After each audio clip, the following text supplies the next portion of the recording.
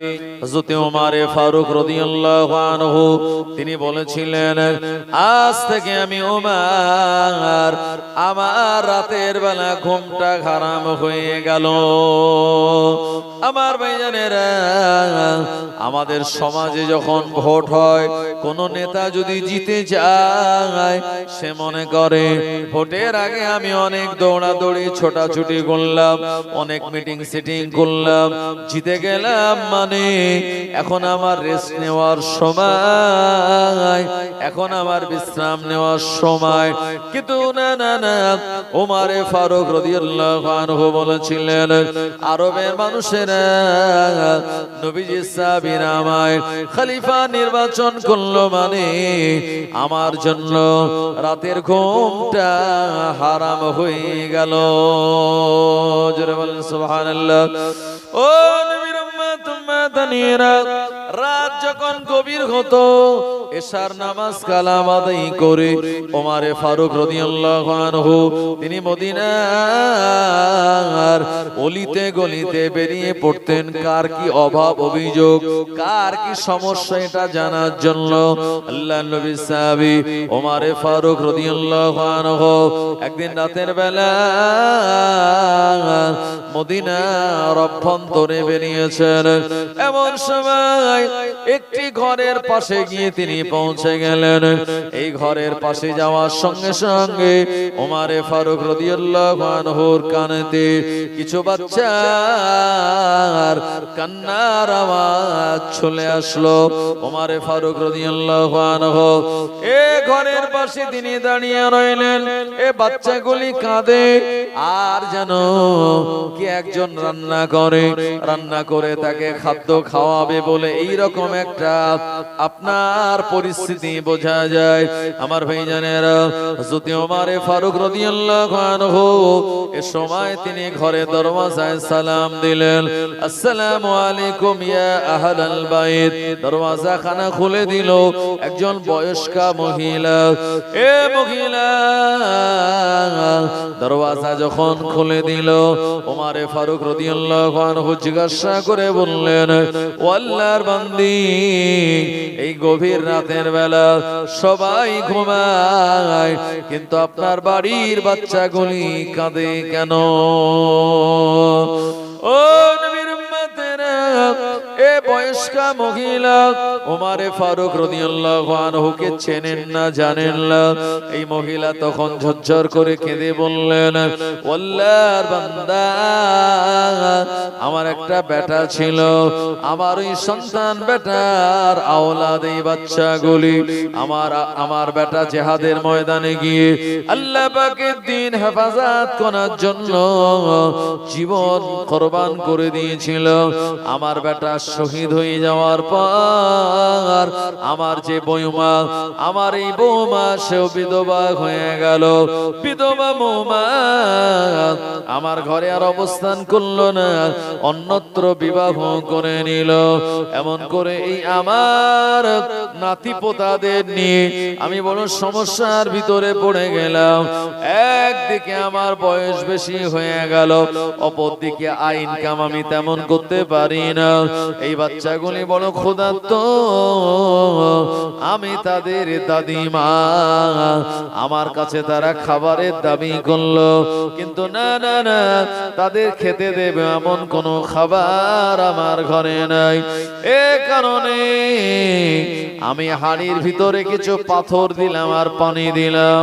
এ পাথর আর পানি দিয়ে ওই হাড়িটা আমি নাড়াচাড়া করি, এর ভিতরে যে আওয়াজ হয়, আওয়াজ হওয়ার পরে আমি মাসুম বাচ্চাদেরকে বলি, এ মাসুম বাচ্চারা তোমরা কেঁদো না, একটু পরে রান্না হয়ে যাবে, তারপরে আমি তোমাদের খেতে দেব। আল্লাহর বান্দা, এমন সময় এমন কথা বলার পর বাচ্চাগুলি অপেক্ষা করতে করতে তাদের চোখে ঘুম চলে আসে, তারা ঘুমিয়ে পড়ে, আর আমি চুলা বন্ধ করে আমিও ঘুমিয়ে যাই। ও নবীর উম্মত উম্মাতানিরা, আল্লাহ নবীর প্রাণ প্রিয় সাহাবী ওমরে ফারুক রাদিয়াল্লাহু আনহু এই কথাগুলি শুনতেছিলেন আর তানার চোখ দিয়ে ঝরঝর করে পানি গড়িয়ে যাচ্ছিল। ওমরে ফারুক রাদিয়াল্লাহু আনহু বললেন, ও আল্লাহর বান্দি মা, আপনি একটু গাড়ি অপেক্ষা করুন, আমি এখনই আপনার বাড়িতে খাদ্য খাবার নিয়ে চলে আসছি। এ কথা বলে ওমরে ফারুক রাদিয়াল্লাহু আনহু তিনি ইসলামী কোষাগারে চলে গেলেন, বাইতুল মালে চলে গেলেন। ওখান থেকে আটার বস্তা নিজে কাঁধের উপরে তিনি নিলেন আর আটার বস্তা কাঁধে করে নিয়ে ওই মহিলার বাড়ি দরওয়াজার সামনে ফেলে দিল। ওমরে ফারুক রাদিয়াল্লাহু আনহুকে এই বয়স্কা মহিলা চেনে না জানে না। ওমরে ফারুক রাদিয়াল্লাহু আনহু নিজের পরিচয় তিনি প্রকাশ করেন না। এমন সময় এ বয়স্কা বুড়ি মহিলা বিরাট খুশি হয়ে গেল। আল্লাহর বান্দা, আপনার পরিচয় কি একবার আপনি আমায় বলুন। ওমরে ফারুক রাদিয়াল্লাহু আনহু নিজের পরিচয় তিনি গোপন রাখলেন, বললেন না। ওমরে ফারুক বললেন, মা, আপনি রুটি পাকানি বাচ্চাদেরকে ডাক দেন, ওই বাচ্চাদের হাসি মুখ দেখে তারপরে আমি বিদায় নেব। আমার ভাইজানেরা, ও নবীর উম্মত উম্মাতানিরা, বুড়ি মহিলাটা ওই আটা দিয়ে রুটি বানালো, মাসুম বাচ্চাদের খেতে দিল। বাচ্চাগুলি মুচকে হাসি দিল, যে হাসিতে আমার আল্লাহ রাজি আর খুশি। আমার ভাইজানেরা, কোন গরিব বাচ্চার খাদ্য খোরাক যদি আপনি দেন, কোন গরিব বাড়িতে আপনি যদি খাদ্য দেন, আপনার দেওয়া খাদ্য পেয়ে গরিব বাচ্চারা, গরিব ফ্যামিলির মানুষরা যদি আনন্দিত হয়, আমার আল্লাহ আপনার আমার উপরেও আনন্দিত হয়ে যাবে। আরো জোরে বলেন সুবহানাল্লাহ। ও নবীর উম্মত উম্মাতানিরা, যদি ওমরে ফারুক রাদিয়াল্লাহু আনহু বললেন, বুড়ি মা, খালি আজকে দিনের জন্য নয়, এই বাচ্চাগুলি যতদিন বড় না হবে, যতদিন তারা কাজ কাম না করতে শিখবে, আমি ওমরে ফারুক জানিয়ে দিলাম ইসলামী কোষাগার থেকে এই আটার বস্তা তাদের জন্য বরাদ্দ। এমন করে আপনার বাড়িতে আটার বস্তা এইভাবেই পৌঁছে যাবে। আরো জোরে বলেন সুবহানাল্লাহ। নিজে কাঁধে করে আটার বস্তা নিয়ে যাচ্ছেন। আর আমাদের যারা নেতা, তারা দেখা গেল আটার বস্তা, ধানের বস্তা তারা নিজেরাই কাঁধে করে বিক্রি করে দেয়। আছে না নেই? ওমরে ফারুক রাদিয়াল্লাহু আনহু এমন করে তিনি নিজে কাঁধে করে আটার বস্তা বয়েছেন। আর আমাদের এলাকায় দেখা যায় কত রকম কেলেঙ্কারি, টাকা পয়সা নিয়ে আটা, ধান, চাল তারা অন্য জায়গায় পাচার করে দিল। আমার ভাইজানেরা, ও নবীর উম্মত উম্মাতানিরা, ওমরে ফারুক রাদিয়াল্লাহু আনহু আল্লাহর নবীর এমন একজন সাহাবী, আল্লাহর নবী বলেছিলেন, লাউ কানা বাদা নবিয়ান লাকানা উমর। নবীজি বললেন, আমার পরে যদি কেউ নবী হতো, আমার পরে যদি কোন নবী আসতো, তাহলে উনি আর অন্য কেউ নয়, উমর আমার পরে নবী হয়ে যেত। যদি হতো, নবী তো শেষ নবী, নবীর পরে আর নবী হবে না, তাই উমরে ফারুক নবী হয়নি। যদি হতো তাহলে এত দরওয়াজা, এত সম্মান, এত ইজ্জত আল্লাহ পাক তাকে নবী বানিয়ে দিতেন। অথচ সেই উমারই নবীজির গর্দান কাটার জন্য দৌড়েছিল খোলা তরবারি নিয়ে। কথা ঠিক কিনা বাবু? আমার ভাইজানেরা, ওমরে ফারুক রাদিয়াল্লাহু আনহু তিনি এই ইসলামের গদিতে, তিনি আমিরুল মুমিনিন, তিনি খেলাফতের গদিতে বসে আছেন।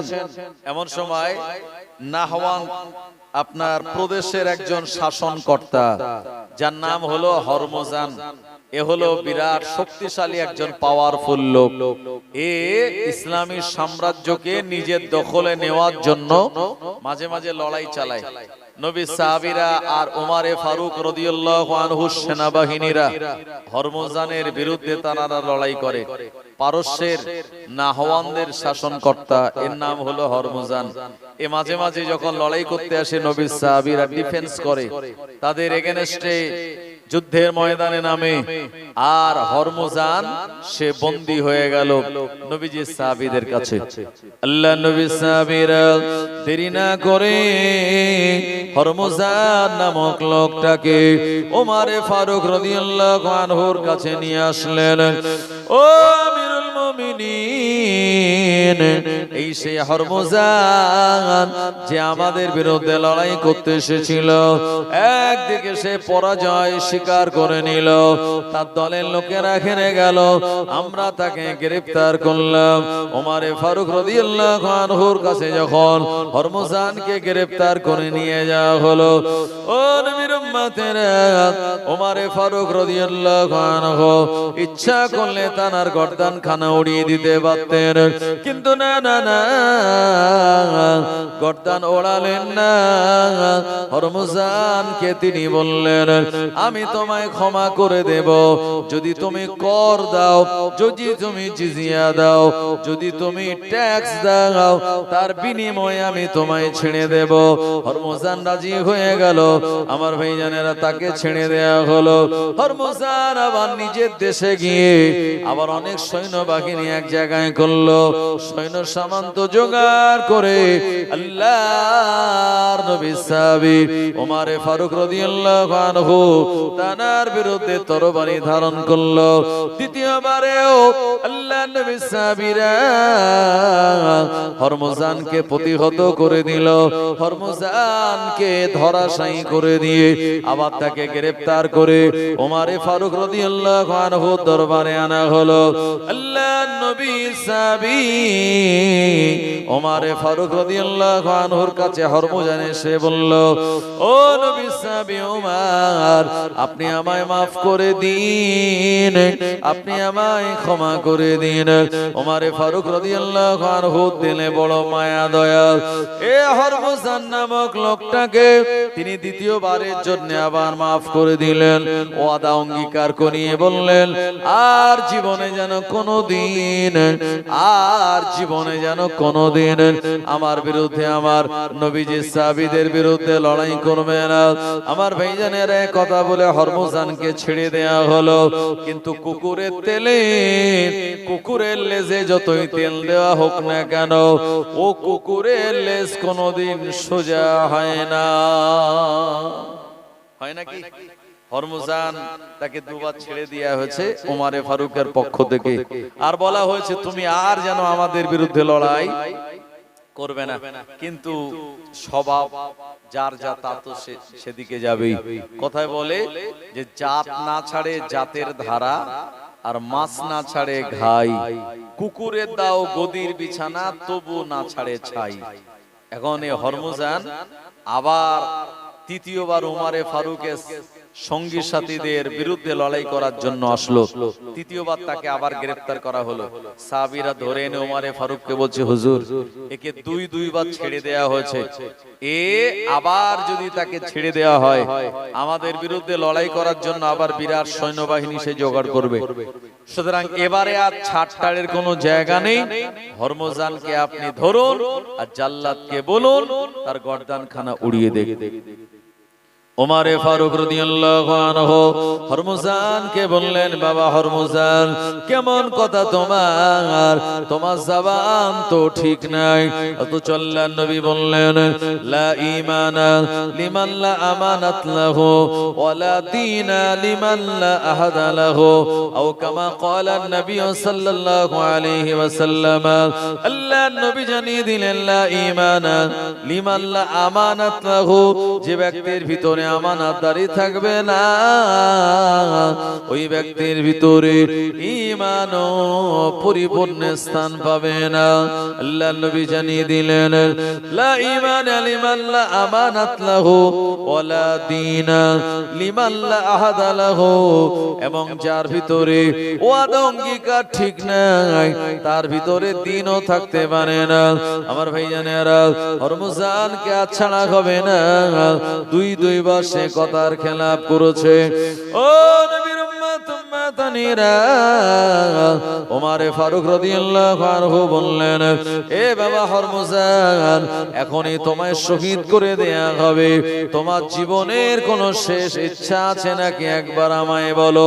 এ সময় হরমুজান বলেছিল, ও নবী সাহাবী উমর, আমার জীবনের শেষ ইচ্ছা হলো আমি একটু এক গ্লাস পানি খাবো, আমায় একটু পানি দেয়া হোক। আমার ভাইজানেরা, আল্লাহ নবী সাহাবী ওমরে ফারুক রাদিয়াল্লাহু আনহু তার জন্য পানির ব্যবস্থা করে দিল, কিন্তু পানিটা ঠোঁটে নিয়ে ওই বেটা হরমুজান পানিটা পান করে না। ওমরে ফারুক রাদিয়াল্লাহু আনহু বললেন, হরমুজান, এই পানিটা তুমি কেন পান করো না? হরমুজান বলেছিল, যদি পানি খাওয়া অবস্থায় আপনার সাহাবীরা আমার গর্দানে কোপ মেরে দেয়, আমি জনমের মতো দুনিয়া জমিন থেকে বিদায় নেব। ওমরে ফারুক রাদিয়াল্লাহু আনহু বললেন, এ হরমুজান, না না না, এটা কোনোদিন সম্ভব নয়। নবী সাহাবীরা তোমার গর্দানে তরবারি মারবে না। হরমুজান পানিটা খাচ্ছে আর চিন্তা করছে পানিটা কেমন করে খায়। এ সময় ওমরে ফারুক রাদিয়াল্লাহু আনহু বললেন, হরমুজান, তোমার চিন্তা করা লাগবে না, এই পানিটা যতক্ষণ তোমার পেটে না যাবে ততক্ষণ তোমায় হত্যা করা হবে না। যেই বলেছে এক গ্লাস পানি, হরমুজান পানি মাটিতে ফেলে দিয়েছে। যেই মাটিতে ফেলে দিয়েছে, মাটি পানি টেনে নিয়েছে। এখন হরমুজান বলছে, ওমরে ফারুক, আপনি ওয়াদা করেছিলেন একটু আগে এতগুলো মানুষের সম্মুখে যে এক গ্লাস পানি আমার পেটে না যাওয়া পর্যন্ত আপনি মারবেন না। এখন পানি তো আমার পেটে যায়নি, আমি তো জমিনে ফেলে দিয়েছি, এখন কি করবেন? আমায় মারবেন না ছেড়ে দেবেন? আমার ভাইজানেরা, ওমরে ফারুক রাদিয়াল্লাহু আনহু এই সময় তিনি বড় চিন্তায় পড়ে গেলেন। আর হরমুজানকে বললেন, বাবা হরমুজান, নিজের জীবন বাঁচানোর জন্য মোক্ষম সুযোগ তুমি গ্রহণ করে নিয়েছো। ওমরে ফারুক রাদিয়াল্লাহু আনহু বলেন, মুসলমান কোনদিন তার জবান দ্বিতীয় করতে পারে না। মুসলমানের জবান হলো হক। এই কারণে আমি যেহেতু তোমায় ওয়াদা করে বলেছি, ওই পানির গ্লাসটা পান না করা পর্যন্ত তোমাকে শহীদ করা হবে না, তোমায় মারা হবে না। কিন্তু না না না, পানিটা তুমি ফেলে দেওয়ার কারণে এখন আর তোমাকে মারা সম্ভব নয়। এ হরমুজান, যাও যাও, আমি ওমর তোমায় ছেড়ে দিলাম। জোরে বলেন সুবহানাল্লাহ। ও নবীর উম্মাতানিরা, হরমুজান বড় আনন্দ করে বাড়ির পথে রওনা হয়ে গেল। এরপরে আমার ভাইজানেরা বালিশে মাথা দিয়ে ওমরে ফারুক রাদিয়াল্লাহু আনহু চিন্তা করে, এমন করে যে হরমুজানকে আমি ছেড়ে দিলাম, আর হরমুজান রাতের বেলা চিন্তা করে, ওমর যদি প্রকৃত দুনিয়ার কোন রাজা বাদশা হতো, আমায় ছাড়তো না, আমার গর্দানটা নিয়ে নিত। সত্যি সত্যি ওমর ইবনুল খাত্তাব আল্লাহর নবীর একজন সাহাবী, এ কারণে ওমর আমায় গর্দান দেয়নি, আমায় ছেড়ে দিয়েছে। ইসলামের এমন আদর্শ, ইসলামের এমন ক্ষমার আদর্শ দেখে নাহওয়ানদের শাসনকর্তা হরমুজান পরবর্তীতে ঈমানের কালমা পড়ে মুসলমান হয়ে গিয়েছিল। আরো জনে বলেন সুবহানাল্লাহ। ও নবীর উম্মাতানিরা, ওমরে ফারুক রাদিয়াল্লাহু আনহু আল্লাহর নবীর এমন একজন জালিল কদর সাহাবী, জানার হাত দিয়ে আমার আল্লাহ রাব্বুল আলামিন ইসলামের শুরুতে বড় বড় কাজগুলি করিয়ে নিয়েছেন। ওমরে ফারুক রাদিয়াল্লাহু আনহু আল্লাহর নবীর এমন একজন সাহাবী, আল্লাহর নবী স্বয়ং তিনি ওমরে ফারুক রাদিয়াল্লাহু আনহুর যুক্তি আর বুদ্ধি নিতেন। যারা বলেন সুবহানাল্লাহ। নবীজি মাঝে মাঝে ওমরে ফারুকের বুদ্ধি তানা যুক্তি নবীজি তা নিতেন। আমার ভাইজানেরা, ওমরে ফারুক রাদিয়াল্লাহু আনহু এতটা মর্যাদা সম্পন্ন একজন ব্যক্তি, জানার কথা জমিন পর্যন্ত শোনে। আমার ভাইজানেরা, ও নবীর উম্মতেরা, ও জামানার নিয়ম হলো যারা খলিফা হবে তারাই ইমাম হবে, যারাই নেতা, যারাই রাষ্ট্রপতি তারাই খলিফা। আর খলিফা যিনি হবেন মদিনার মসজিদের ইমামতির দায়িত্ব তানার। ও নবীর উম্মত উম্মতানিরা, ওমরে ফারুক রাদিয়াল্লাহু আনহু মদিনার মসজিদে ফজরের নামাজের ইমামতি করেন। এদিকে হযরতে আলী রাদিয়াল্লাহু আনহু গভীর রাতের বেলা স্বপ্ন দেখেন দিন দুনিয়ার বাদশাহ মুহাম্মদুর রাসূলুল্লাহ সাল্লাল্লাহু আলাইহি ওয়াসাল্লাম এমন করে আর আল্লাহর নবী সাহাবী ওমরে ফারুক রাদিয়াল্লাহু আনহু তানার সঙ্গে তিনি যেমন দিদার করছেন, অপরদিকে আলী রাদিয়াল্লাহু আনহু নবীজির ইন্তেকালের পর তানার হৃদয়ে বিরাট দুঃখ। আল্লাহর নবী চিরজনমের মতো চলে গেলেন, ওই নবীজির পিছনে নামাজ আর পড়া হয় না। আল্লাহর নবীর কথা চিন্তা করে হযরত আলী রাদিয়াল্লাহু আনহু রাতের বেলা তিনি ঘুমিয়ে পড়লেন।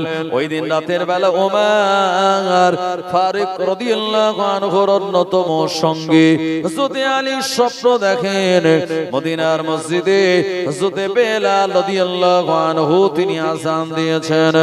আযান হওয়ার সঙ্গে সঙ্গে হযরত আলী রাদিয়াল্লাহু আনহু ফজরের নামাজ আদায় করার জন্য মদিনার মসজিদে চলে গিয়েছে। আমার ভাইজানেরা, মদিনার মসজিদে গিয়ে আল্লাহর হাবিবের পিছনে তিনি নামাজে পড়েছেন মুসল্লি হিসাবে। ও নবীর উম্মতেরা, ফজরের 2 রাকাত ফরজ নামাজ শেষ হয়ে গেল।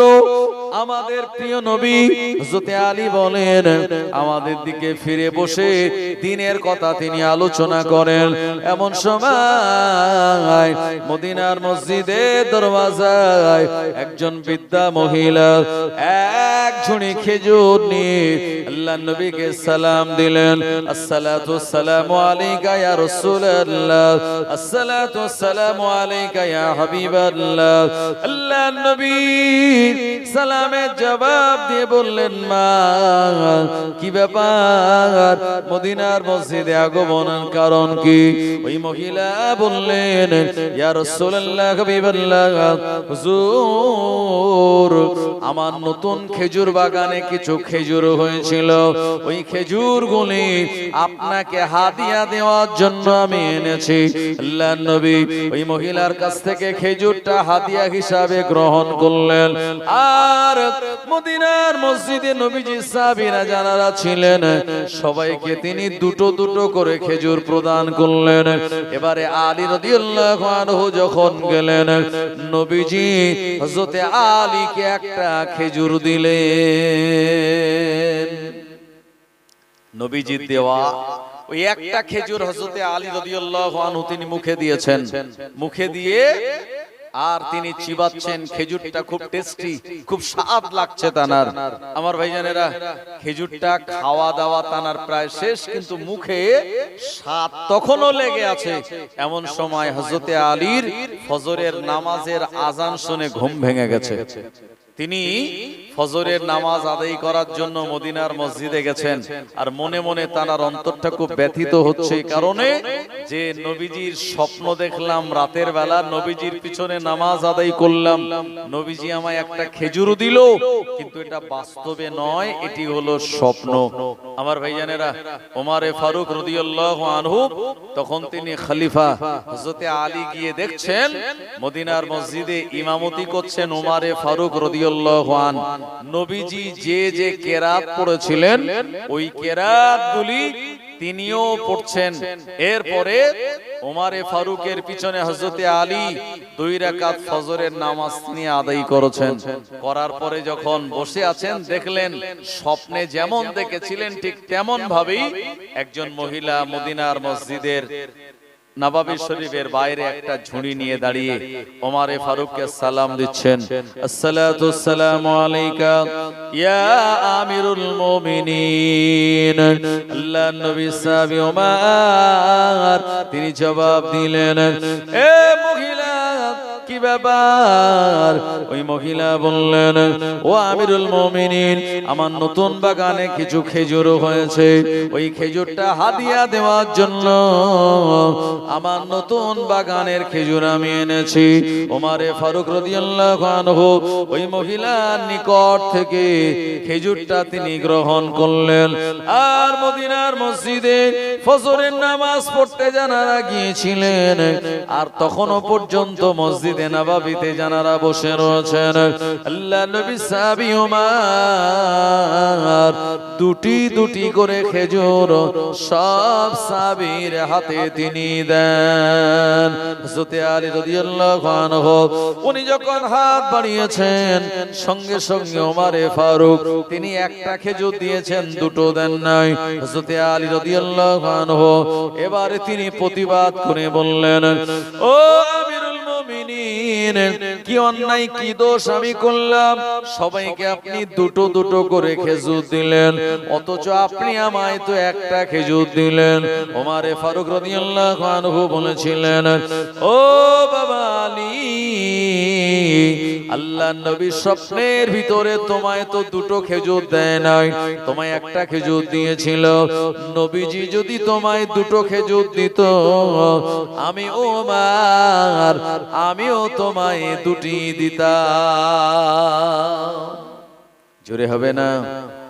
হযরত আলী অবাক, আরে স্বপ্ন দেখেছি আমি, খেজুর দিয়েছেন নবীজি আমায়, এটা ওমরে ফারুক জানলো কি করে? হযরত আলী রাদিয়াল্লাহু আনহু খুব কৌতূহল বশত জিজ্ঞেস করলেন, হুজুর আপনি একটু বলবেন যে স্বপ্ন আমি দেখলাম, আর এই স্বপ্ন তো এখনো পর্যন্ত আমি কাউকে বলিনি, অথচ স্বপ্নের হুবহু ওই কথাটা আপনি বলে দিচ্ছেন। ওমরে ফারুক বলেছিলেন, এ বাবা আলী শোনো, নবীজির ইন্তেকালের পর তোমার হৃদয়ে যেমন দুঃখ বেদনা ব্যথা, আমি ওমর আমার হৃদয়ে দুঃখ বেদনা ব্যথা। তুমি যেমন নবীজির দিদারের আশা কামনা করে রাতের বেলা ঘুমিয়েছিলে, আমি ওমর নবীজির দিদার পাওয়ার আশা কামনা করে ঘুমিয়েছিলাম। তুমিও যে স্বপ্ন দেখেছো আমিও সেই স্বপ্ন দেখেছি, তাই নবীজি তোমায় একটা দিয়েছে, আমিও তাই খেজুর তোমায় একটা দিলাম। চুরি হবে না? সুবহানাল্লাহ। এটি হলো নবীর মহাব্বত আর ইশক। আমার ভাইজানেরা, এজন্য ওমরে ফারুক রাদিয়াল্লাহু আনহুর খেলাফতের জিন্দেগিতে একটি ঘটনা ঘটেছিল। এই ঘটনাটা একেবারে সুন্দর করে লেখা রয়েছে একটি কিতাব, কিতাবের নাম হলো শহীদে মেহরাব ওমর ইবনুল খাত্তাব। এই কিতাবের মুসান্নিফ সুন্দর করে এটি লিপিবদ্ধ করেছেন। ওমরে ফারুক রাদিয়াল্লাহু আনহু, আমার ভাইজানেরা, তিনি যখন খেলাফতের গদিতে বসতেন, একজন মহিলা এসে বলছে, হুজুর আমার একটা বিচার আপনাকে করে দেওয়া লাগবে। ওমরে ফারুক বললেন, মা কিসের বিচার? বলল, আমি এক পিয়ালা তেল নিয়ে যাচ্ছিলাম, আর তেলটা চুলকে পড়ে গেল মাটিতে, ওই তেলটা মাটি শুষে নিল, এর বিচার আপনাকে করে দেওয়া লাগবে। আচ্ছা ভাই বলুন, যদি লিকুইড বা পানি বা তেল জাতীয় শুকনো মাটিতে পড়ে, মাটি তো খেয়ে নেবে বা টেনে নেবেই, এখন এর কোনো বিচার করা কি সম্ভব? ওমরে ফারুক রাদিয়াল্লাহু আনহু এ সময় বুড়ি মহিলাকে বললেন, মা এমন একটা বিচার তুমি আমার কাছে নিয়ে এসেছো, তবে বিচার আমার কাছে তুমি নিয়ে এসেছো, আমি ওমর তোমায় আশাহত করব না, আমি ওমর তোমায় নিরাশ করব না, তোমার এই বিচারটা আমি করে দেব। আমার ভাইজানেরা, এই কথা বলে নবী সাহাবী ওমরে ফারুক রাদিয়াল্লাহু আনহু একটা সাদা কাগজের ভিতরে কি যেন লিখে দিলেন, চার ভাঁজ করে দিয়ে বুড়ি মহিলাটাকে বললেন, মা যে জায়গায় তেল পড়ে গেল ওই জমিনের উপরে এই কাগজের টুকরোটা রাখবে তুমি, আর আল্লাহর ইচ্ছা ইনশাআল্লাহ ওই তেলটা চলে আসবে তোমার কাছে। আমার ভাইজানেরা, ওই বুড়ি মহিলাটা দেরি না করে ওই কাগজটা 4 ভাঁজ করে নিয়ে ওমরে ফারুক যেমন বলেছিলেন, জমিনে যেখানে তেল পড়ে গেল ওই জায়গায় গিয়ে কাগজের টুকরোটা রেখে দিল। আর রেখে দেওয়ার খানিক পর জমিনের ভিতর থেকে তেলটা বাইরে বেরিয়ে চলে আসলো। এ সময় এ বুড়ি মহিলাটা 2 হাত দিয়ে আর তেলটা তানার পাত্রেতে তিনি ভর্তি করে নিলেন। এরপরে তানার মনে মনে বড় চিন্তা হয়, ওমর এমন কি লিখে দিল। ওমর ইবনুল খাত্তাব এই সাদা কাগজে এমন কি লেখা দিল, যেটা জানার পর জমিন তেলটা ফেরত দিয়ে দিয়েছে। ওই বুড়ি মহিলা যখন কাগজের অংশটা খুললো, আমার ভাইজানেরা তাতে লেখা রয়েছে, ওমরে ফারুক বলেছিলেন, এ জমিন, তুমি যদি এই বুড়ি মহিলা তেলটা ফেরত না দিয়ে দাও, তাহলে আমি তোমার ভিতরে একজন বেনামাজিকে দাফন করে দেব। ও নবীর উম্মত উম্মাদানিরা, বেনামাজির কবরের আযাব কত ভয়াবহ, কত মারাত্মক। আমার ভাইজানেরা, জমিন চায় না আমার কাছে কোনো বেনামাজি আসুক, এ কারণে জমিন তেলটা বার করে দিয়েছিল। ও নবীর উম্মতেরা, এজন্য নামাজ আমাদের পড়া লাগবে। কিয়ামতের মহাময়দানে আমার আল্লাহ জওয়ান যুবক বয়সের নামাজের হিসাব নেবেন। জওয়ান যুবক বয়সে নামাজের হিসাব যদি আমরা দিতে পারি, অন্যান্য হিসাবগুলিকে আমার আল্লাহ আমাদের জন্য সহজ বানিয়ে দেবে। একবার জোরে জোরে বলেন সুবহানাল্লাহ। কিন্তু এখন যদি মানুষকে জিজ্ঞেস করা হয়, যারা নামাজ পড়ে না, ভাই নামাজ কেন পড়ো না, তাদের একটাই জবাব, হুজুর বা ভাই বা ইমাম সাহেব বা মুয়াজ্জিন সাহেব সময় পায় না। বলে কি বলে না? সময় পাই না। আল্লাহ নবী বললেন, আখিরি জামানায় সময়টাকে আমার আল্লাহ সংকীর্ণ করে দেবেন। নবীজি বললেন, ইয়াতাকারাবুজ জামান, সময় আখিরি জামানায় সংকীর্ণ হয়ে যাবে। আজকের যুগে মানুষেরা বলে বছর পানি, বলে কি বলে না, বছর পানি। এই তো দেখতে দেখতে আপনার কালো চুল সাদা হয়ে গেল, এই তো দেখতে দেখতে আপনার আব্বার ইন্তেকাল 2 বছর হয়ে গেল। এভাবে করে বছর পানি, বছর চলে যাচ্ছে খুব দ্রুত গতিতে আমাদের কাছে। নবীজি বলেছেন, আখিরি জামানায় সময়টাকে আমার আল্লাহ কম করে দেবেন। এমন করে নবীজি বললেন, as-sanatu kash-shahri, 1 বছর হবে 1 মাসের মতো। আশ-শাহরি কাল জুমাতি, 1 মাস হবে 1 সপ্তাহের মতো। আল জুমাতু কাল ইয়ামি, 1 সপ্তাহ হবে 1 দিনের মতো।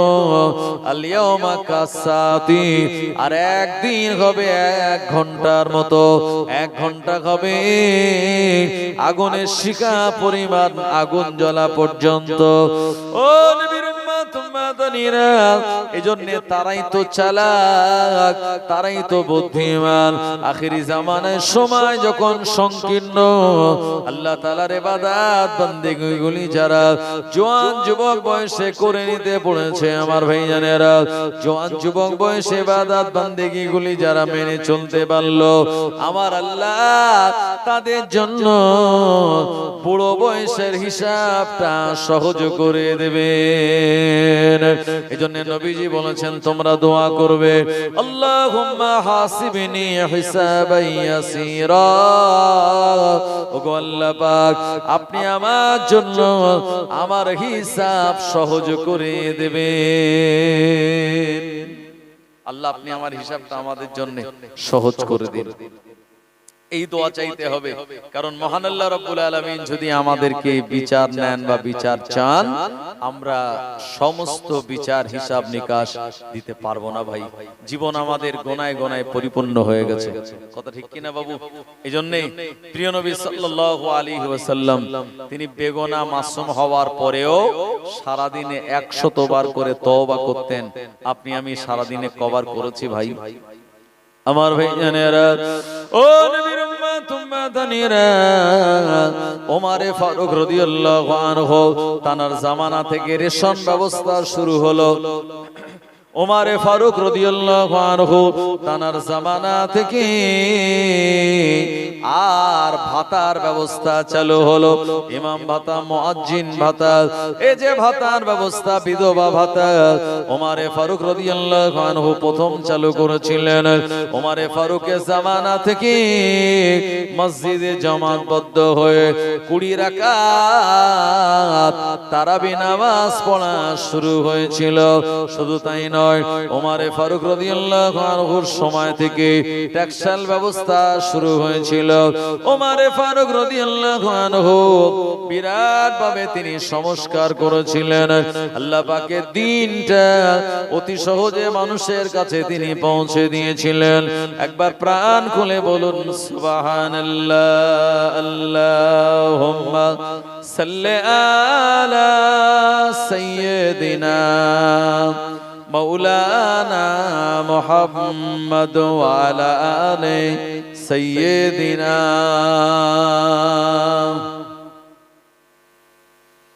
फलक पर चाँद जैसा है, नबी का नाम ऐसा है। फलक पर चाँद जैसा है, नबी का नाम ऐसा है। दिलों से गम मिटाता है, मोहम्मद नाम ऐसा है। ये दिल जब गम का मारा हो, मोहम्मद याद आता है। ये दिल जब गम का मारा हो, मोहम्मद याद आता है। जुदा जब कोई प्यारा हो, मोहम्मद याद आता है। फलक पर चाँद जैसा है, नबी का नाम ऐसा है। दिलों से गम मिटाता है, मोहम्मद नाम ऐसा है।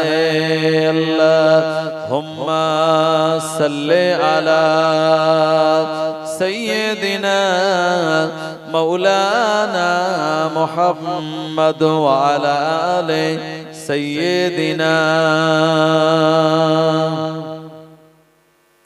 আমার ভাইজানেরা, ওমরে ফারুকের কাছে একদল ইহুদি এসে প্রশ্ন করে বলেছিল, যদি আমাদের এই প্রশ্নগুলির জবাব দিতে পারেন তো আপনাকে যোগ্য খলিফা বলে মানব। কি কি প্রশ্ন?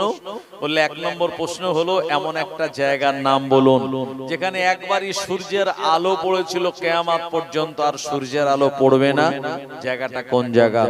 আমাদের দ্বিতীয় প্রশ্ন হলো, এমন একটা কারাগার যে কারাগারের ভিতরে আসামিও জিন্দা এবং আপনার যে ঘরে আছে সেই ঘরটাও জিন্দা এবং যেখানে শ্বাস প্রশ্বাস নেওয়ার কোনো অনুমতি নেই। এই জায়গাটা, এই কারাগারটা কোন জায়গা?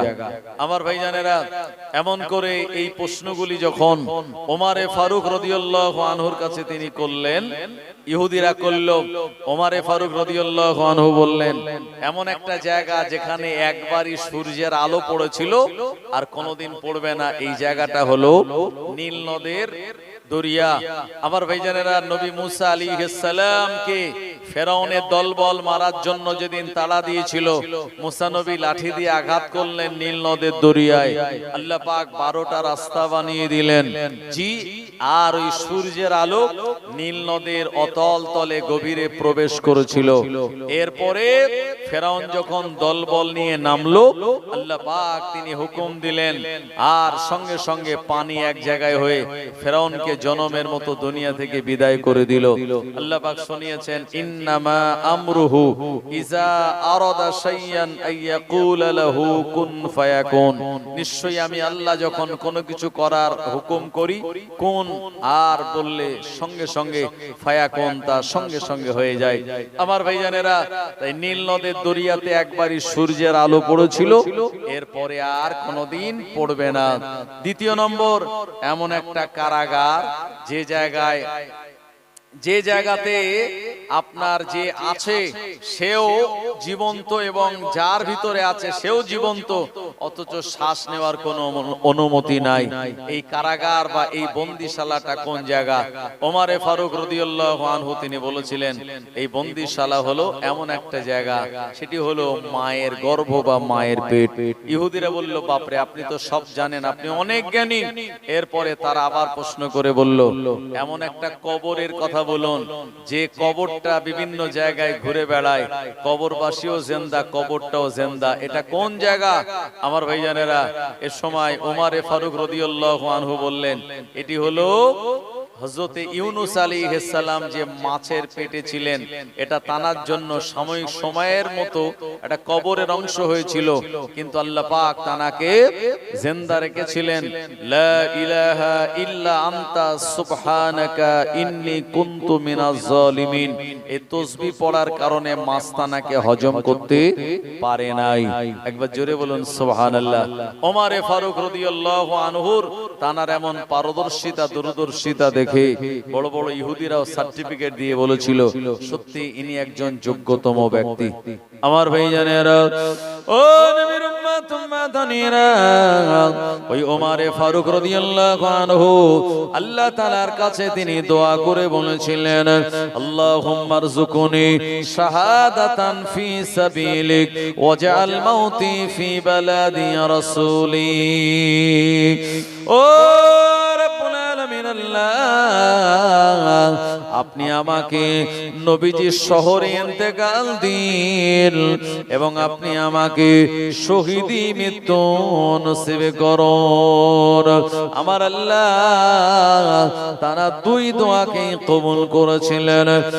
একদিকে মদিনার শহরের ভিতরে মসজিদে নববীতে নামাজ পড়া হালাতে তানাকে শহীদ করে দেওয়ার ঘটনা, অপরদিকে আমার আল্লাহ রাব্বুল আলামিন তানাকে নবীজির শহরে ইন্তেকাল দিলেন এবং শহীদ হওয়ার সৌভাগ্য তানায় দান করে দিয়েছিলেন। একবার প্রাণ খুলে বলুন সুবহানাল্লাহ। ওমরে ফারুক রাদিয়াল্লাহু আনহুর জামানায় রাহাজানি, কাটাকাটি, হানাহানি, দাঙ্গা হাঙ্গামা, কেড়ে নেওয়া, মেরে নেওয়া, এগুলি সব বন্ধ হয়ে গেল।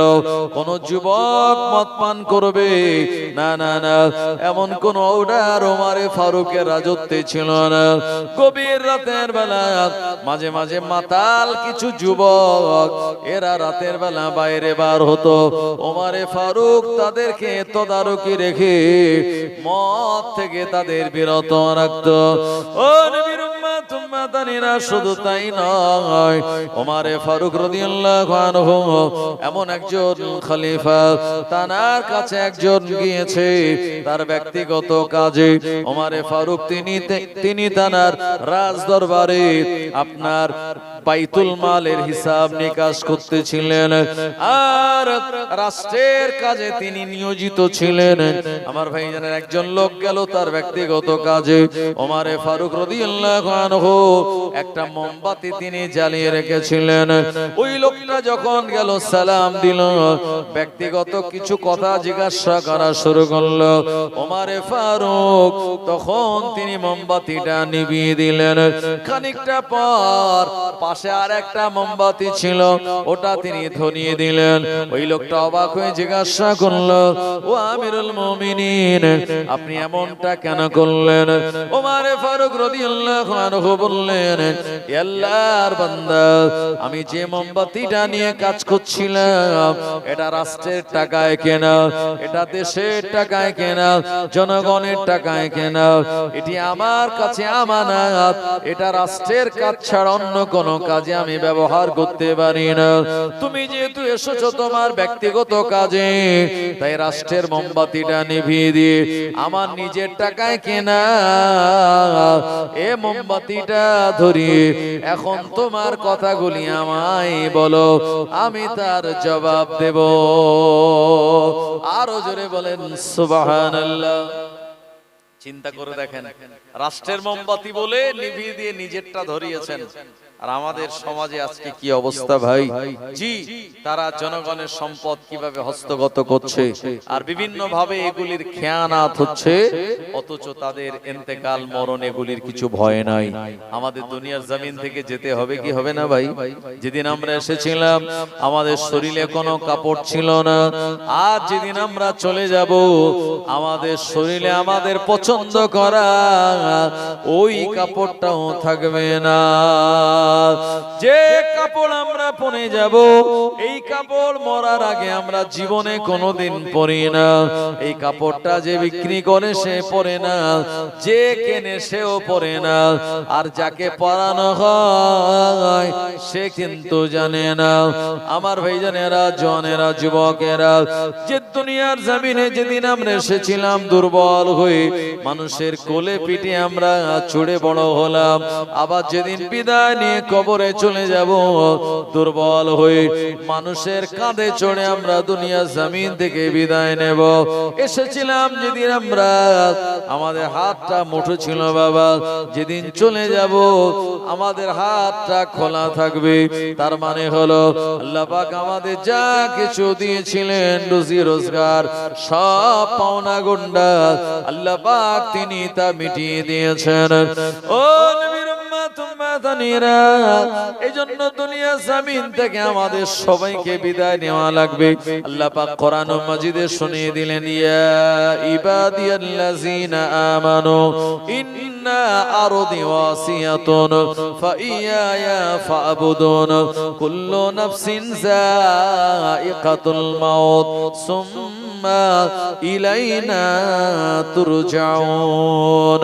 আমার আল্লাহ পাক শুনিয়ে বললেন, ইয়া ইবাদিয়াল্লাযিনা আমানু, হে আমার ঈমানদারেরা, ইন্না আরদি ওয়াসিয়াতুন, আমি আল্লাহ পৃথিবীটাকে প্রশস্তময় বানিয়েছি, ফাইয়ায়া ফাবুদুন, সুতরাং তোমরা আমার ইবাদত বন্দেগী করো। এরপরে আল্লাহ আমাদের স্মরণ করিয়ে দিয়ে বললেন, কুল্লু নাফসিন যায়িকাতুল মাউত, আর প্রতিটা জীবকে মৃত্যু স্বাদ গ্রহণ করতে হবে।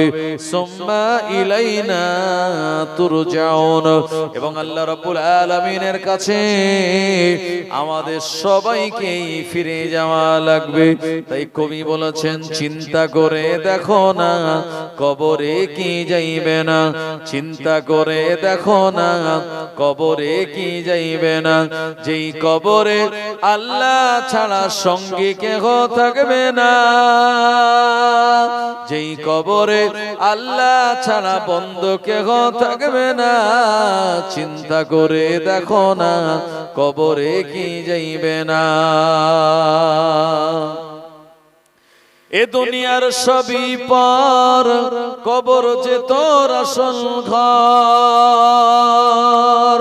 এ দুনিয়ার সবই পার, কবর যে তোর আসল ঘর। চিন্তা করে দেখো তুমি শুধুই মাটির বিছানা, চিন্তা করে দেখো না কবরে কি যাইবে না, যেই কবরে আল্লাহ ছাড়া বন্ধু কেহ থাকবে না, যেই কবরে আল্লাহ ছাড়া সঙ্গী কেহ থাকবে না, চিন্তা করে দেখো না কবরে কি যাইবে না।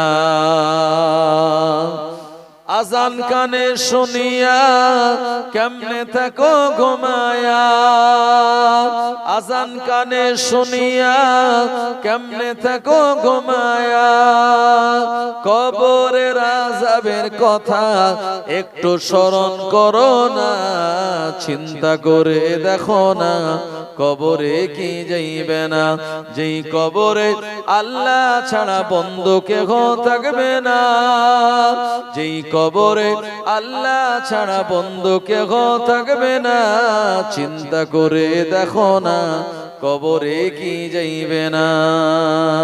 আল্লাহুম্মা সাল্লি আলা সাইয়্যিদিনা মাওলানা মুহাম্মদ ওয়া আলা আলি সাইয়্যিদিনা।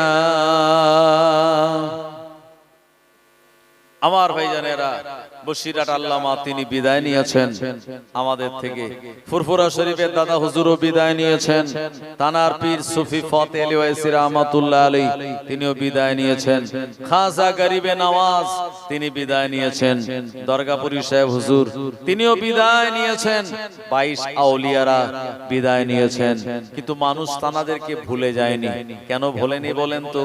কারণ তারা আল্লাহর সঙ্গে কানেকশন করেছিল, নবীজির সঙ্গে যে মহাব্বাতের সম্পর্ক তারা তৈরি করেছিল, এই সম্পর্ক এত মজবুত, এত দৃঢ়, ইন্তেকাল করার পরেও মানুষ তাদের কথা স্মরণে রেখেছে। কিয়ামত পর্যন্ত মানুষ তানাদের কথা ভুলবে না।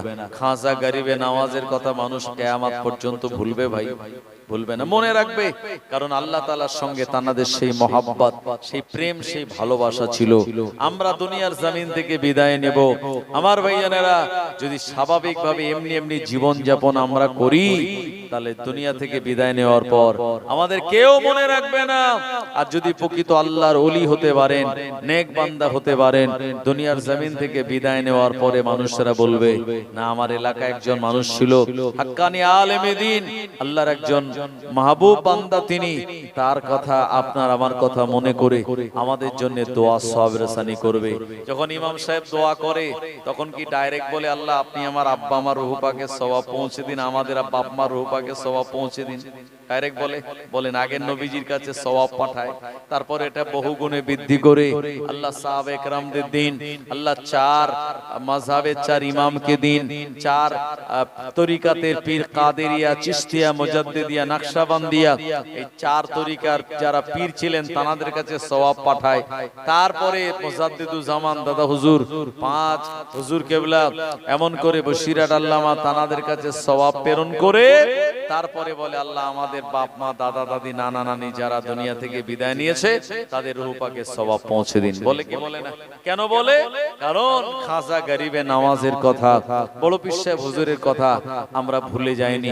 আমরা সওয়াব পৌঁছাই মানে তানাদের সওয়াবের কোনো দরকার নাই, কিন্তু আমরা যেহেতু ভালোবাসি, মহাব্বত করি, এই জন্য তানাদের কাছে সওয়াব পাঠাই।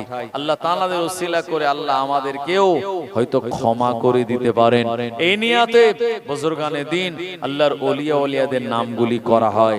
আমার ভাইজানেরা, জওয়ানেরা, যুবকেরা, এই দুনিয়ার জমিনে আল্লাহ আমাদেরকে পাঠিয়েছেন কিসের জন্য?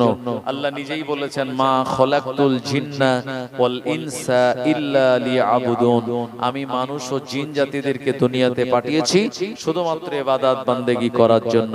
কিন্তু আমরা ইবাদত বান্দেগিগুলি কেটে ছোট করে করে একদম সাইজ ছোট করে ফেলেছি। কথা ঠিক কিনা ভাই? এখন এক মুরব্বি চাচাজি, আপনারা জানেন এই মুরব্বি কথাটা কদিন খুব ভাইরাল হলো না? হ্যাঁ, বাংলাদেশের একটা হুজুর, তার নিয়ম হলো যে হুজুরের মজলিসে যারা জলসা শুনতে বসবে একদম কোনো মতে ওঠা যাবে না। আমাদের এলাকায় কি হয়, হুজুর আসলো, জলসায় এসে বসলো, যদি ভালো লাগে থাকলো, নালে যদি ঘুম লাগে তো বেরিয়ে চলে গেল, এই বলা বলির কোনো ব্যাপার নেই। এখন ওই হুজুরের নিয়ম হলো মজলিসে যারা বসবে তারা আর উঠে যেতে পারবে না, আর উঠে যদি যেতেই হয় হুজুরের অনুমতি নিয়ে যেতে হবে। এখন এক বয়স্ক লোক, হ্যাঁ, সে মুরব্বী মানুষ, সে বেচারা জানে না, এখন সে উঠে যাচ্ছিল। এখন ওই হুজুর বলে দিয়েছে, মুরব্বী মুরব্বী, মানে উঠো না, বসো। এইটারে ছোট করে ইউটিউবাররা কাটিং করে এমন ভাবে ছেড়ে দিয়েছে ভাই, এই মুরব্বী মুরব্বী কদিন খুব ভাইরাল হয়েছে। সেদিন মালদাতে যাচ্ছি, দেখছি লরির পিছনে লেখা আছে মুরব্বী মুরব্বী, মানে বিরাট ভাইরাল ডায়লগ। আসলে মুরব্বী শব্দের অর্থ হলো সম্মানীয়। কি সম্মানীয়? আমরা বলি খাজা গরিবে নওয়াজ, বলি কি বলি না? খাজা, এই খাজা শব্দের অর্থ হলো, খাজা শব্দটা হলো ফার্সি শব্দ। জি, খাজা শব্দের অর্থ হচ্ছে সম্মানীয়। আমরা বলি নামাজ, এই নামাজ হলো ফার্সি শব্দ, নামাজের আরবি হলো সালাত। ভাই রোজা বলি আমরা, রোজাটাও ফার্সি শব্দ, এর আরবি হলো সওম, বহুবচনে সিয়াম। আমার ভাইজানেরা, এই জন্য এই মুরব্বী একজন বাজার থেকে একটা পায়জামা কিনে এনেছে। পায়জামাটা কিনে এনে এখন বাড়িতে পরে মেপে দেখে, সর্বনাশ, পায়জামাটা আমার থেকে 1 বেগত আরো বড়। আর প্রিয় নবী বলেছেন যে তোমরা ঘাটের নিচে লুঙ্গি পায়জামা ঝুলিয়ে পড়বে না। প্রিয় নবী বললেন, এ আমার উম্মত উম্মতানিরা, লুঙ্গি পায়জামা গুলি গাঁটের নিচে তোমরা ঝুলিয়ে পড়বে না। যারা গাঁটের নিচে লুঙ্গি পায়জামা গুলি ঝুলিয়ে পড়বে, কিয়ামতের দিন আমার আল্লাহ তার দিকে রহমতের নজরে তাকাবে না।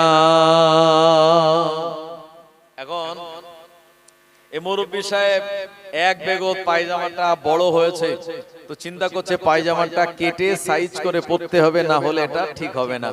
এখন মুরব্বী সাহেবের 4 বেটা, বুঝলেন তো, 4টে বেটা, 4 জনেরই বিয়ে হয়ে গেছে। মুরব্বী সাহেব এখন বড় বৌমার কাছে গিয়ে বলছে, ও বড় বৌমা, আমার এই পায়জামাটা এক বেগত একটু বড় হয়েছে, তো তুমি একটু কেটে কুটে এক বেগত কেটে একটুখানি রেখে দেবে, এটা দড়িতে ঝোলানো আছে। আর বড় বৌমা বলছে, না আমার এখন সংসারে বিরাট কাজের চাপ, আমার এখন সময় নেই এই তোমার পায়জামা ঠিক করে দেওয়া। তো শ্বশুর মশাই আর কিছু বলিনি। এরপরে মেজো বৌমার কাছে গিয়ে বলছে, ও মেজো বৌমা, আরে আমার এই বাজার থেকে একটা পায়জামা কিনে এনেছিলাম এক বেগত বড়, তো ওটা একটু মেপে কেটে সেলাই করে রেখে দিও মা।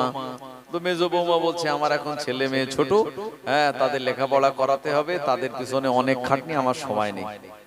সেজো বৌমার কাছে গিয়ে বলছো, সেজো বৌমা, এরকম একটা পায়জামা কিনে নিয়েছিলাম, তো একটু যদি সোজা করে কেটে কুটে ঠিক করে দাও, এক বেগত পরিমাণ তো খুব ভালো হয়। সেজো বৌমা বলে, আমার এখন কাম তাগাদা, আমি এখন বিরাট ব্যস্ত আছি, আমি পারবো না।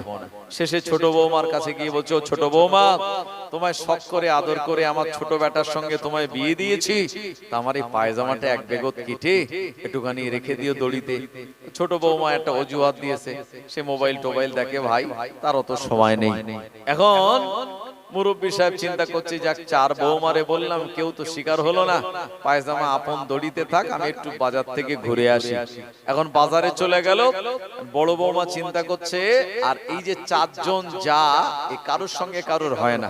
বর্তমান যুগে শাশুড়ি বৌমায় কি রাগারাগি ঝগড়া ঝামেলা আছে না নেই? আবার কিছু কিছু বাড়িতে খুব মহব্বত আছে, যায় যায় কোনো বাড়িতে মিল মহব্বত, আবার বেশিরভাগ বাড়িতে মিল মহব্বত নেই। তবে এখানকার মা বোনেরা ভালো, এরা জীবনে কোনোদিন শাশুড়ি বৌমা ঝগড়া করে না, আর যায় যায় তাদের কোনোদিন কোনো অসুবিধে হয় না, সব বুনোমনির মতো তারা থাকে ভাই। এখন বড় বৌমা কি করেছে, ওই পায়জামাটা পেড়ে কাউরে কিছু জিজ্ঞেস না করে এক বেগত মেপে কেটে আর দড়িতে ঝুলিয়ে রেখেছে। মেজো বৌমা চিন্তা করলো, শ্বশুর আব্বা আমারে বললো, আমি আর এই কাজটা করবো না, এটা মানায়? যাক, সে মেজো বৌমাও পায়জামা দড়ির থেকে পেড়ে এক বেগত কেটে সেলাই করে রেখে দিয়েছে। সেজো বৌমা চিন্তা করলো, মুরব্বী হয়ে গেছে, বয়স হয়ে গেল, কখন যে মরে যাবে তা ঠিক নেই, আমার একটা কাজ বললো, আমি যদি কাজটা না করে দেই, বেচারা আব্বা দুঃখ পাবে। সেজো বৌমাও কারোর কিছু জিজ্ঞেস না করে পায়জামাটা পেড়ে এক বেগত কেটে রেখে দিয়েছে। ছোট বৌমা চিন্তা করছে, তাই তো, আমি বাড়ির ছোট, আর আমার একটা অনেকদিন পরে কাজ বললো, যদি না করে দেই তো আব্বার মনটা খারাপ হবে। ও ছোট বৌমাও কোনো জায়েদের কিছু জিজ্ঞেস না করে আর পায়জামাটা এক বেগত কেটে ওখান থেকে সেলাই করে আর দড়িতে ঝুলিয়ে রেখেছে। মুরব্বী সাহেব বাড়ি এসছে, বাড়ি এসে ভাবছে যে 4 বৌমারে বললাম, হয়তো কেউ না করলে একটা বৌমা হয়তো করেছে, মনে হয় দেখি একটু খুলে খালে দেখি যে পায়জামাটা ঠিকঠাক করেছে কিনা। এখন দড়ি থেকে পায়জামাটা যখন পেড়েছে, ও ভাই সে আর পায়জামা আছে? 4 জন যদি এক বেগত করে পায়জামায় কেটে নেয়, ও তো সাইজ পুরো আন্ডারপ্যান্টের মতো হয়ে গেছে। এখন মুরব্বী চিন্তা করছে, সর্বনাশ, এই আমার এই পায়জামার হালাত এরকম অবস্থা কেন হলো? আসলে এটা হলো মাজাজি, হাকিকাত হলো ইসলামটাকে আমরা ছোট করে ফেলেছি। আমার ভাইজানেরা, এমন করে নফল নামাজগুলি আমরা পড়ি না, অনেকে সুন্নাত নামাজগুলি আমরা আদায় করি না। 20 রাকাত তারাবি আমরা কেটে অনেকে 8 রাকাত করে দিয়েছি। 3 রাকাত বেতের নামাজ কেটে আমরা 1 রাকাত করে দিয়েছি। ও নবীর উম্মত উম্মাতানিরা, শরীয়তের নিয়মগুলি আমরা এক এক করে ছেঁটে কেটে ছোট করে দিলাম। বর্তমান যুগে আমাদের এমন অবস্থা, কথা ঠিক কিনা বলুন আমার ভাইজানেরা? এজন্য আমার আল্লাহ রাব্বুল আলামিন কোরআন মাজিদে শুনিয়েছেন, ইন্নাদ-দীনা ইনদাল্লাহিল ইসলাম, আল্লাহ তাআলার কাছে মনোনীত পছন্দনীয় ধর্মের নাম হলো আল ইসলাম। আল্লাহ আমাদের সেই ইসলামের ভিতরে প্রবিষ্ট করিয়েছেন। আমরা জাতিতে মুসলমান, গোটা পৃথিবীতে আজকে মুসলমানদের অস্তিত্ব নিয়ে নানান কথা মানুষেরা বলে। আজকে আপনারা জানেন ভারতবর্ষের সংসদে বিল আসতে চলেছে, আপনার ওয়াকফ অ্যামেন্ডমেন্ট বিল তারা আনছে। আপনারা জানেন যে তারা বিল এনেছে যে এক দেশ এক ভোট, এই বিল গতকাল সংসদে পেশ করা হয়েছে আমার ভাইজানেরা। এরপরে তারা ওয়াকফ বিল আনতে চলেছে, যে ওয়াকফ বিল তারা যদি পাশ করাতে পারে, এমন করে ওয়াকফ সম্পত্তি গোটা ভারতবর্ষে যত আছে, মসজিদ, মাদ্রাসা, কবরস্থান, ঈদগাহ, এগুলি তারা নিজেরা নিজেদের নামে দখল করে নিয়ে আমাদের অস্তিত্বহীন করে দেবে। এই জন্য আজও সময় রয়েছে আমাদের ভিতরে দলাদলি ঝগড়াঝাটি না করে এক প্ল্যাটফর্মে দাঁড়িয়ে এই বিলের বিরোধিতা করে বিলটাকে আটকে দেওয়া। বিলটাকে যদি আটকা না পারা যায়, আটকে না দেওয়া যায়, আগামী দিনে কিন্তু আমাদের মাথার উপরে কালো মেঘের ছায়া চলে আসবে ভাই, বিপদ চলে আসবে। এজন্য আজকের দিনে আপনার আমার মূলত দায়িত্ব হলো ইসলামের মৌলিক জিনিসের উপরে আমরা অটল থেকে ইসলামকে রক্ষা করার জন্য, কোরআন ও হাদিসকে বাঁচানোর জন্য আমাদের সংগ্রাম করা দরকার, না হলে আমাদের অস্তিত্ব বিলীন হয়ে যাবে। মুসলমান ভাইরা আমার, জওয়ানেরা, যুবকেরা, ওয়াকফ সম্পত্তি এটি হলো মুসলমানদের সম্পত্তি। আমাদের পূর্বপুরুষেরা আমাদের সন্তানাদিদের উপকারের জন্য তারা দান করে গিয়েছিল। এখন সেই সম্পত্তি তারা হাতিয়ে নিয়ে নিজেদের কাজে তারা লাগাতে চায়। ভারতবর্ষের মুসলমান তারা এটা কোনোদিন হতে দেবে না, আর কোনোদিন এটার তারা সমর্থন করবে না, পরিপূর্ণ বিরোধিতা করে এই বিল তারা আটকে দেবে। একবার জোরে বলেন সুবহানাল্লাহ, একটু আওয়াজ দিয়ে বলেন নারে তাকবীর, আর একটু জোরে হবে না নারে তাকবীর, নারে তাকবীর। চৌরা গ্রামে ইসালে সওয়াব, হিজবুল্লাহ, আহলে সুন্নাত ওয়াল জামাত, সিলসিলায়ে হক, মুজাদ্দিদু জামান, নারে তাকবীর। আমার ভাইজানেরা, যদি আপনি মনে করেন যে ও বিল আনবে, মাদ্রাসা, মসজিদ, ঈদগাহ নেবে, আমার কি, আমার বাড়ি তো ঠিক থাকবে, মনে রাখুন পাশের বাড়ি যদি আগুন লাগে, ওই আগুনের ছিটে ফোঁটা আপনার বাড়িতে এসে পড়ে আপনার বাড়ি, আমার বাড়িতেও আগুন লাগতে পারে। কথা ঠিক কিনা ভাই? এক গৃহস্থের বাড়ি ভাই, একটা ইঁদুর থাকে, খুব ভালো করে বোঝেন, আমি আলোচনা সমাপ্তির দিকে যাব। এখন এক গৃহস্থের বাড়িতে একটা ইঁদুর থাকে, আর একটা পায়রা থাকে, একটা মুরগি থাকে, একটা খাসি থাকে। এখন যে বাড়ি ইঁদুর থাকে ভাই, সে বাড়ি জ্বালাতন আসে না নাই? বাড়ি যদি টালির হয় আর এরকম সামিয়ানা মতো যদি করা থাকে, আর শীতকালে ইঁদুর দৌড়দৌড়ি করে কি করে না? রাতের বেলা অনেক সময় ঘুমের ডিস্টার্ব হয়, পাটের বস্তা, জামা কাপড় ইঁদুর মাঝে মাঝে কেটে নষ্ট করে। তো বাড়িওয়ালা কি করেছে, ইঁদুরের জ্বালা সহ্য করতে না পেরে ইঁদুর ধরার জন্য একটা কল কিনে এনেছে বাজার থেকে। কল মানে মাঝখানে খাদ্য দেওয়া থাকবে, আর দুই দিকে কাটা কাটা মতো আছে, যেই মাঝখানে ইঁদুর উঠবে, দুই দিক দিয়ে এমন ভাবে চেপে ধরবে, ইঁদুর আর পালিয়ে যেতে পারবে না। এখন বাড়িওয়ালা ইঁদুর ধরার জন্য মেশিনটা ফেলে রেখে দিয়েছে, একটা জায়গায় পেতেছে, আর ইঁদুর ওই বাড়ির যে পায়রা তার কাছে গিয়ে বলছে, ভাই তুমি যে বাড়ির ধান চাল খাও, আমিও সে বাড়িরই খাই, সে বাড়িতেই থাকি। এখন বাড়িওয়ালা আমারে ধরার জন্য একটা কল এনেছে, তুমি একটু হেল্প করো।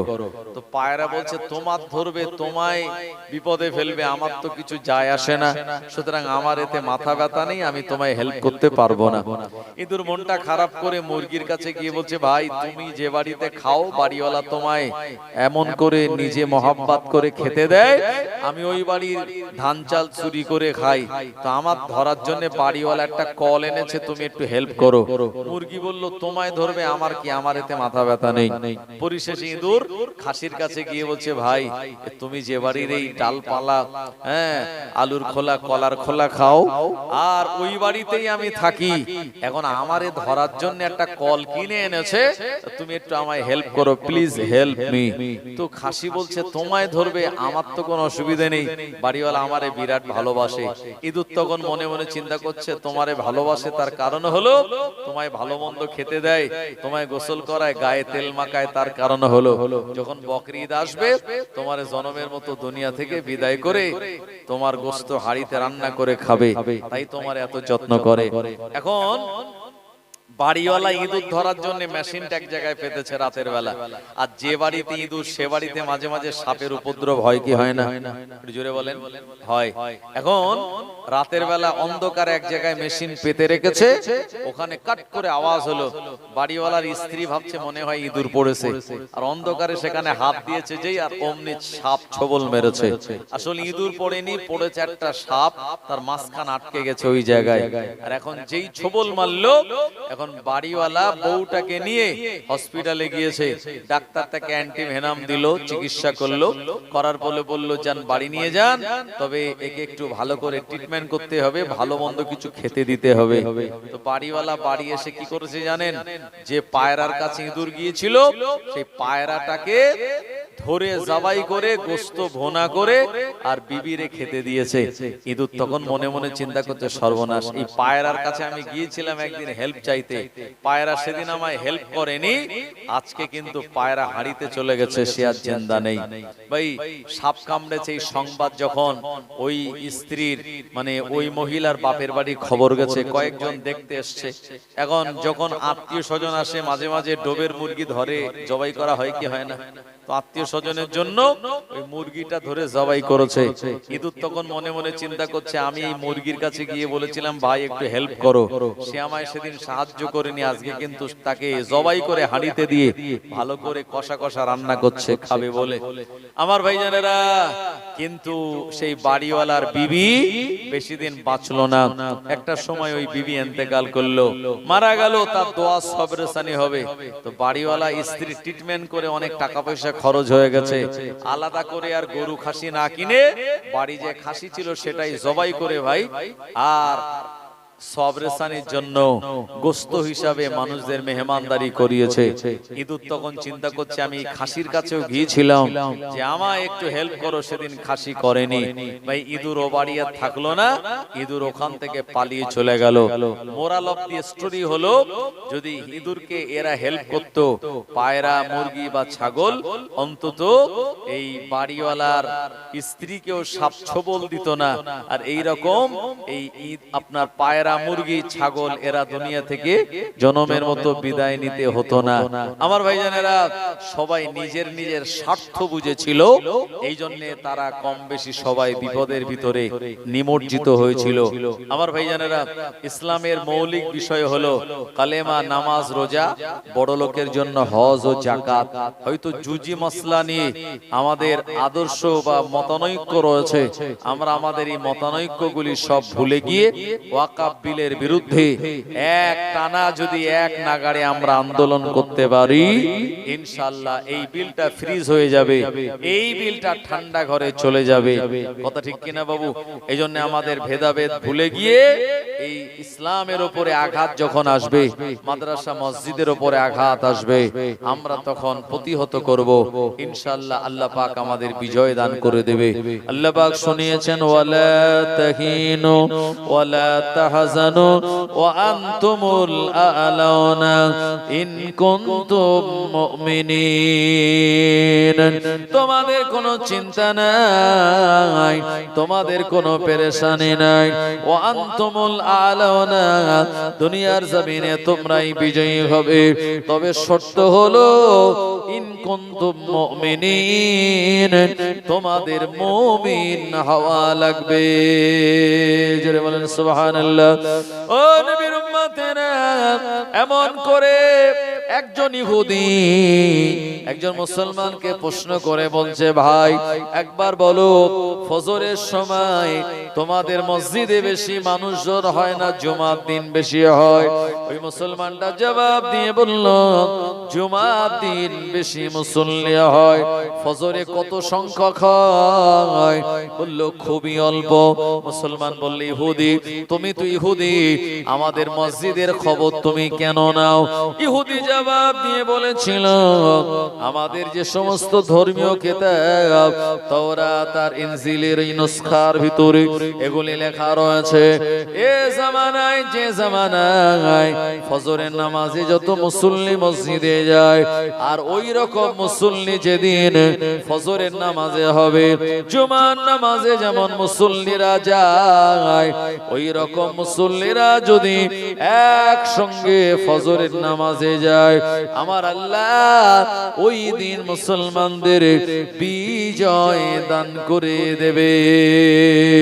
কিন্তু না না না, আমরা ফজরের নামাজ আদায় না করে আমরা ঘুমিয়ে থাকি। মসজিদে যাওয়া তো দূরের কথা, অনেক মুসলমান রয়েছে বাড়িতেও তারা নামাজ আদায় করে না। আছে না নেই?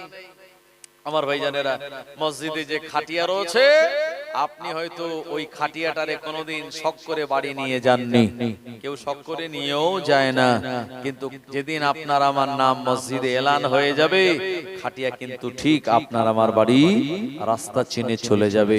তাই একদিন আপনাকে আমাকে বিদায় নিয়ে চলে যেতে হবে। একদিন তোমারি নাম মসজিদে হবে এলান, একদিন তোমারি নাম মসজিদে হবে এলান। তৈরি থেকো, তৈরি রেখো কবরের মাল সামান, একদিন তোমারি নাম মসজিদে হবে এলান। বন্ধু স্বজন আত্মীয় পরিজন, বন্ধু স্বজন আত্মীয় পরিজন